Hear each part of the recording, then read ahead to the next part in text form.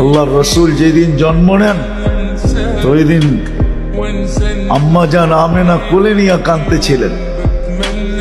সবাই জিজ্ঞাসা করতেছে কাঁদো কেন? পরিবারের লোকজন, শ্বশুর বাড়ির লোকজন কেন কাঁদো? আব্দুল্লাহ নাই।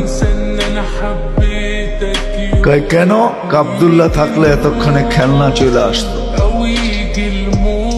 আল্লাহ যেন কানে কানে বলতেছিলেন আমেনা কাঁদিস না, আব্দুল্লাহ খেলনা আনলে আর কোত্থেকে আনবে? মক্কার বাজার থেকে পাথরের আনবে, কাঠের আনবে, প্লাস্টিকের আনবে, মাটির আনবে।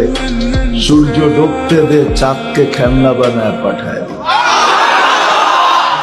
আর ঘটছেও তাই।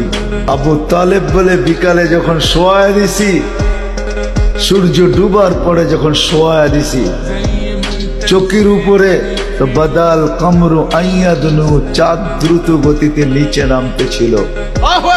আর আমি তাকায় তাকায় দেখতেছিলাম।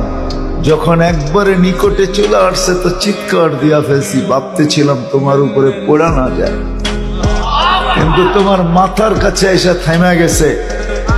তুমি হাত পাও নাড়াচাড়া করতেছিল আর চাঁদ উপরে ডান্স করতেছিল। তো বলছে চাচা জানেন চাঁদ কি বলতেছিল? তা তো জানি না। বলে আন্নাল কামারা ইউগান্নিনি ওয়া ইউহাকিনি ওয়া ইয়ামনাউনি মিনাল বুকা।